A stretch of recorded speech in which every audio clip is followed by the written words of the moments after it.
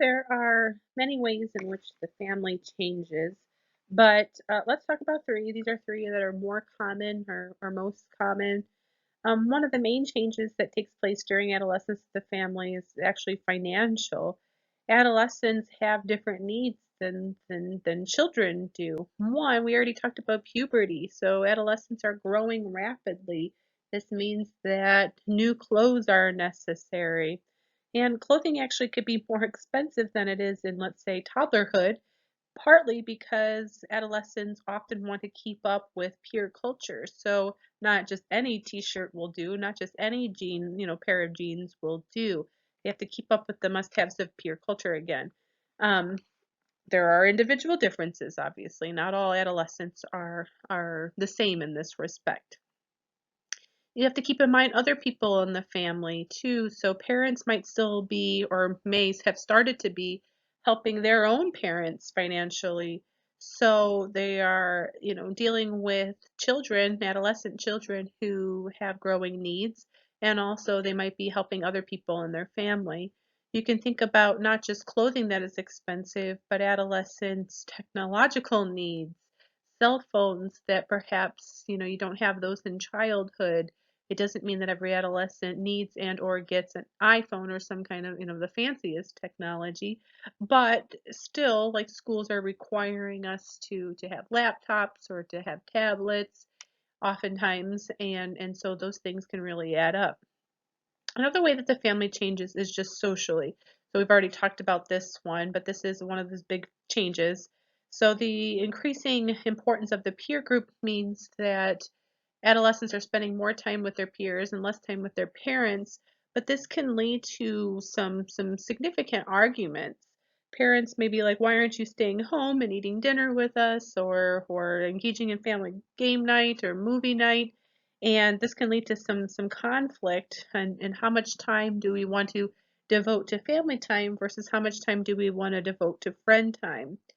This shift in orientation from moving from spending more time with family to more time with peers or friends is different in depending on your culture or subculture. So there's some cultures where family comes first no matter what.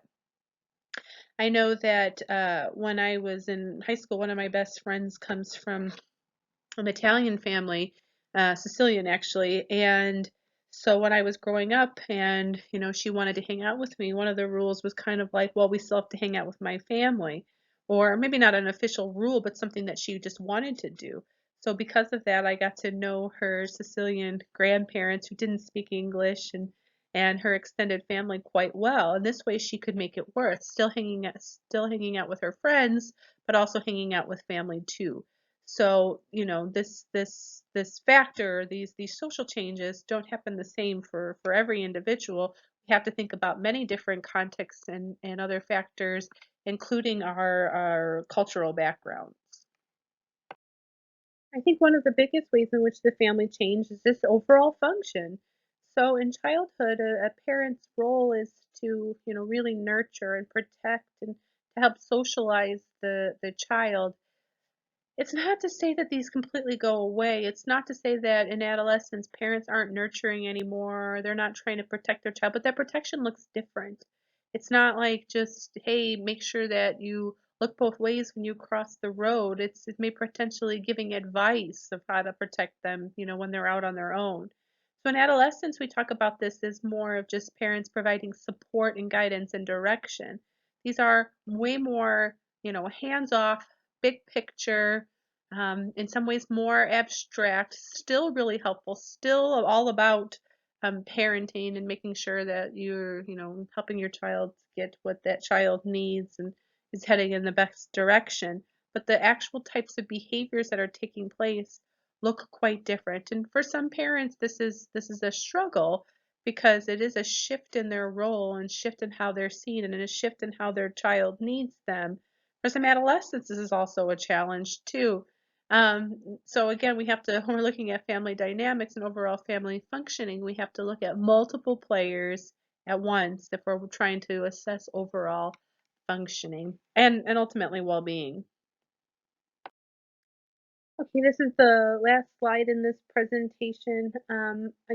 just want to be mindful of contexts and about cultures and subcultures and factors that influence us and influence our overall family functioning. Um, we talked a little bit about poverty in the last presentation on social changes, and so I wanted to talk about it here too. That poverty does obviously affect families. This isn't something that is new or questionable, I assume, to any of you. But we think about adolescents, roughly, let's say 20% of adolescents are growing up in poverty, and an additional 20%-ish are growing up low income. So this is a huge sample of adolescents that are growing up in poverty. We've already talked about how that can affect their transition to adulthood, but it also, can really challenge the parent-child relationship. If you have a parent who is struggling to make ends meet, then they are often more stressed and perhaps away from the home more often because they're working multiple jobs. This can affect adolescents because parents aren't able to be as effective. They may be more harsh or more vigilant because they are trying to have this sense of control. But in other ways, like if they're away from the home a lot, then it's hard to be consistent. They may not be monitoring as much. This could lead to more conflict. When you think poverty in relation to those financial changes and not being able to, give your child maybe all that the child is requesting, this can cause a lot of tension and hardship within the families. So if poverty is affecting parents, this ultimately can have an effect on adolescents too, either directly or indirectly. So this can lead to internalizing. Remember, these are things like anxiety and depression, or externalizing problems, so acting out.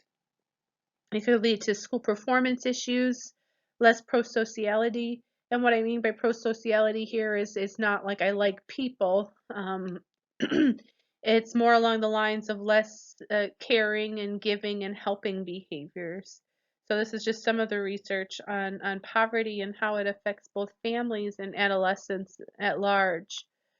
Um, so I hope that you learned some new information on adolescent peers, relationships and romantic relationships and friendships and parent-child relationships. I know it's a lot of information to talk about all of the people who matter to us, or many of the people who matter to us in adolescence. The take home from all of this is that all of these people are important to our lives and help shape us in different ways. And one relationship doesn't if we have one great relationship, like if we have a really great friendship or a really great romantic relationship, it doesn't take the place of these other relationships. Each of them are adding to our development. See you next time.